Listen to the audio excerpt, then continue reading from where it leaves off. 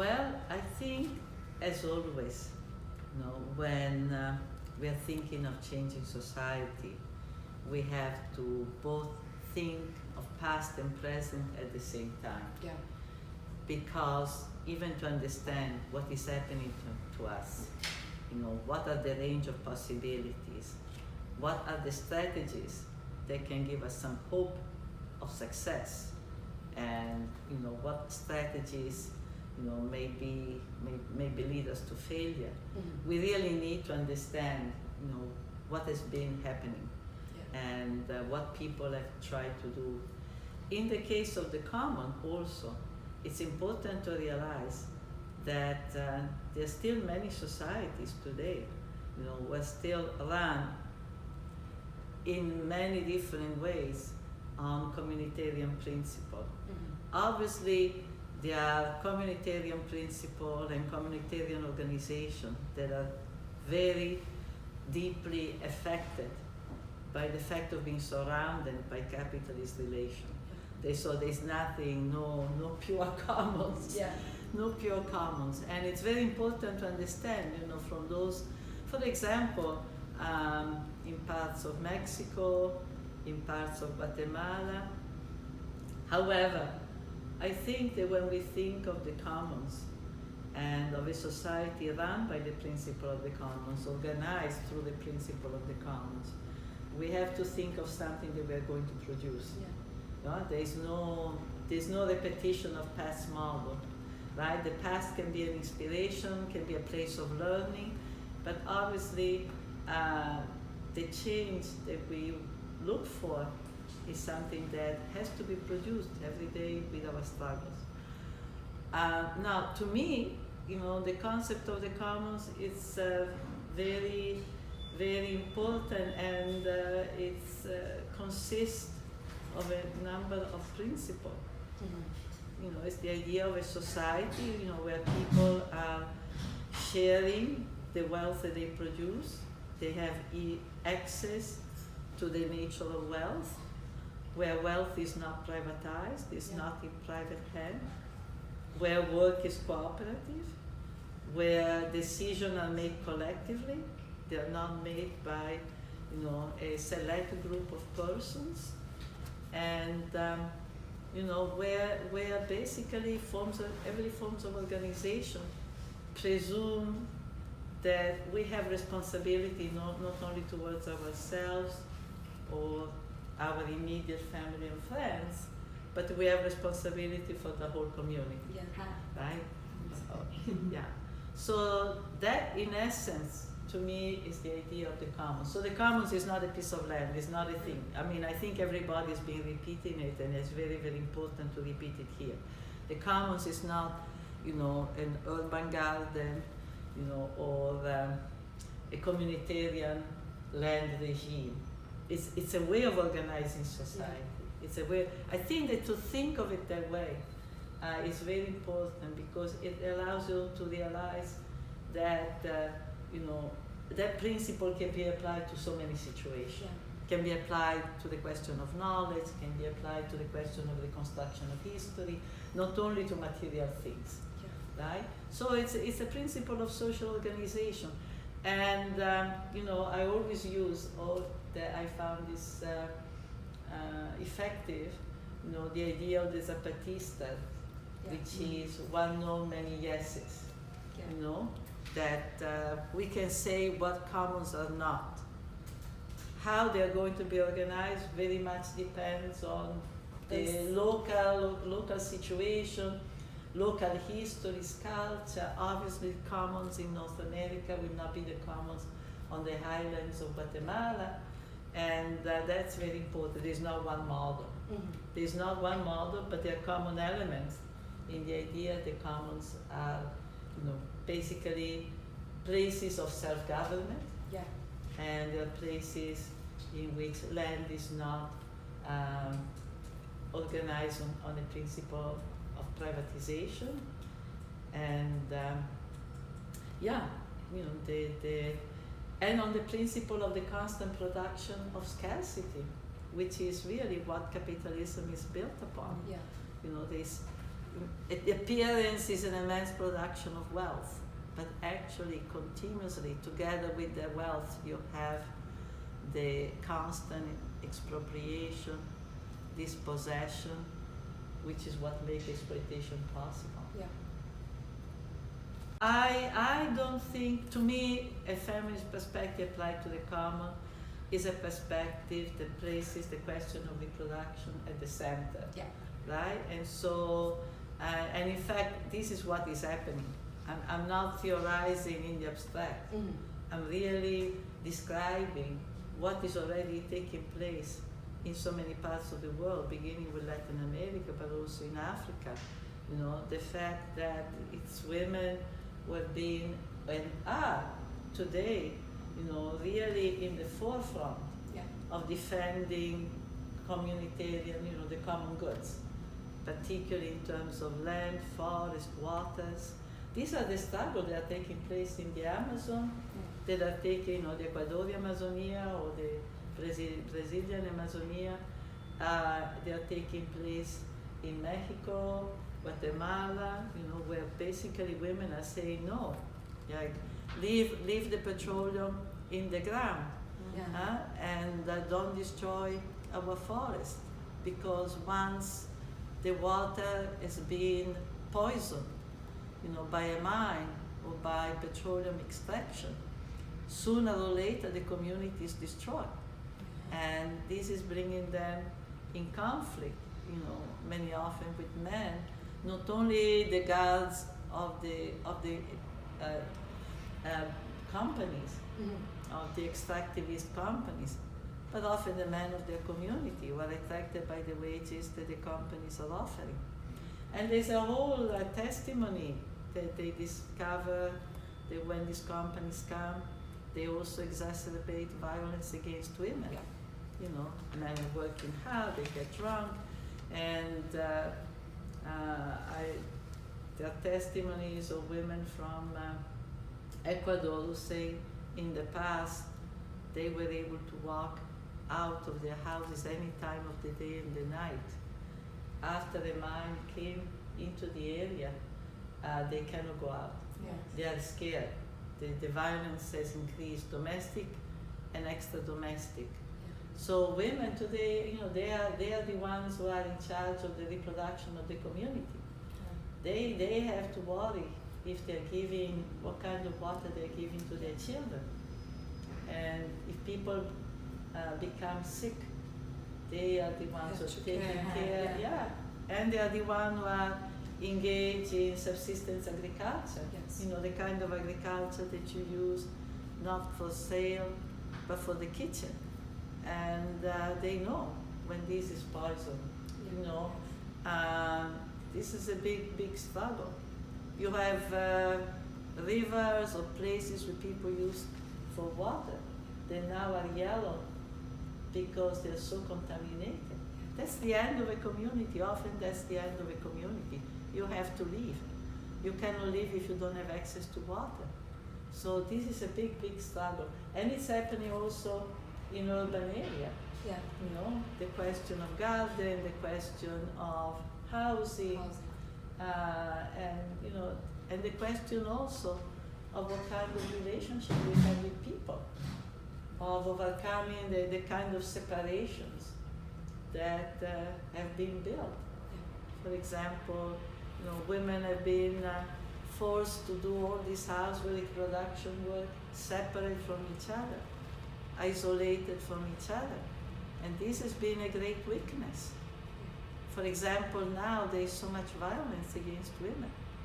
You know, we are realizing that you know, connecting our lives, it's also very important, you know, to confront this violence, to really build system of defense. It's not like you can rely on the police, but you can rely by, you know, looking at what is happening to your neighbor, to what is happening to the women of your community. Yeah. When I came here, I took an Uber, and she was a woman, which is kind of unusual here. And she was talking to me that she has to work like 15 hours because her father's son doesn't pay the, how can I say that? Doesn't pay the alimony, yes, doesn't pay, yeah. So she has to pay for her children's school, and also when she came home she has to do all the reproductive work. And these days our Uber driver, who also was a woman, was killed at the work, so she was very frightened about it, but she can't do anything because she has to continue to bring the money home. So and I was coming here and saying, wow, is that is materialistic. Exactly. And today in the States, for example, women are trying to make connection to establish network of women who are or not only Uber, who pick up women. So that so you know with whom you're going. So for security purposes. Of course, and I think that her son was being taken care by another woman. You know, of course. Exactly. Exactly. So it's about that. That's what is happening with us too, because now, for instance, you know, that's daycare. Public daycare are the first who are being cut. They are the first where the subsidies are being cut. So what is happening is that there will be a woman in the community, she might have already 2 or 3 children, and then she takes care of the children of the other women who go out to the home to work. That's but otherwise anything that is coming from the state is being completely decimated. And also, if they have daycare, you know, the condition, you know, in which they keep the children are very, very poor. They are parking lots. It's like parking the kids while you're going to work. It's like a deposit. But there's no real, it's a deposit. There's no real program for them. There's no real ways of you know, taking care. So it's mostly women in the community who are doing their work. Unless you have a lot of money. But now the money in the United States has gone up so much. The private daycare are so expensive. A woman told me I could be sending my child to the university for what I'm paying. You know, what I was saying before, it's connected to the fact that women are resisting. Like, well, you can see it. Roberta Cáceres, you know, the Maria Franco, and the many, many others that have been killed in Colombia. The last, since the so-called peace accords in Colombia, they've killed a number of women who are all leaders in social movement, in particular in defense struggle, defense of the nature. I see this new movement due to the fact that first of all, the increase of violence against women, that the demand, the struggle for more autonomy, right, has been responded to with this increase that is global. It takes different forms. It's not uniform. Some groups of women are being attacked more than others, but nevertheless there's really a growth of violence which is really pervasive on a global level. And so I think that this is part of the reason why you have a new generation who is now coming out into the street. It's a new social force.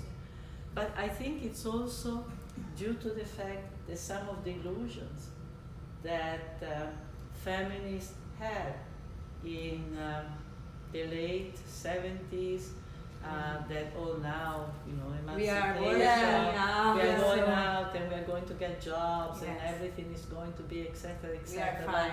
Now we have 30 years of experience and we see that for the majority of women there is a limited, worldwide, a relatively limited number of women who have actually gained much more autonomy, they have more interesting jobs, more options, but the majority is not.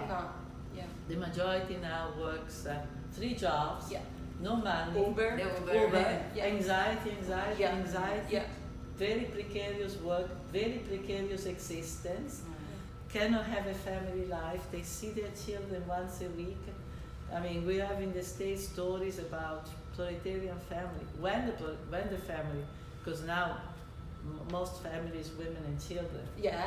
Of But if there is a father, usually the father works the night, the woman works during the day. They need all the family on Saturday at lunch. I mean, and the women are, the biggest consumer of antidepressant. Yes. No, and the life expectancy has decreased of 5 years. Yeah, they've calculated the life expectancy today has decreased of 5 years. So I think that this kind of illusion of emancipation through working outside the home, the difficulty also in terms of schooling. I don't know, here in the United States, you come out with huge amount of debts, right? The access to, now women can go to university. You can go to university and then you come out and you are 25 and you have $50,000 of debt.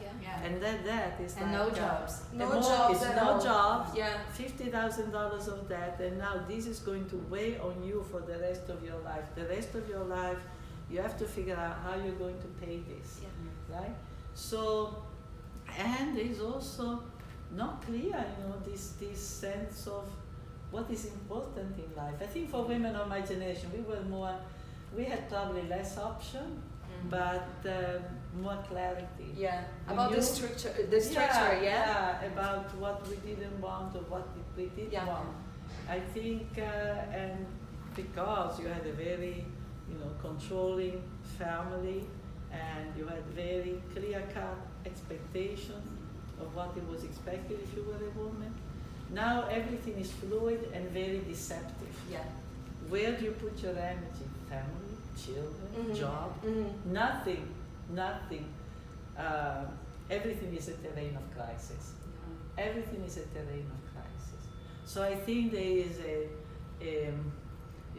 dissatisfaction. There is a realization among younger women that they have to make a change. That they have to make a change. And I think there is a powerful movement because I think they have less illusion about the system I think so. that many women had in the 70s.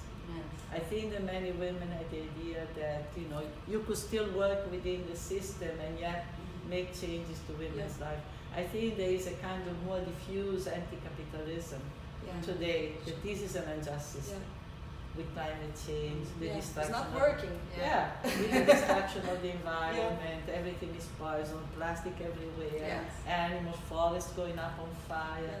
I mean, you have to be totally mad, or be one of the people who are benefiting. Of course. From the exploitation. 1%. To not see that this system has to be changed.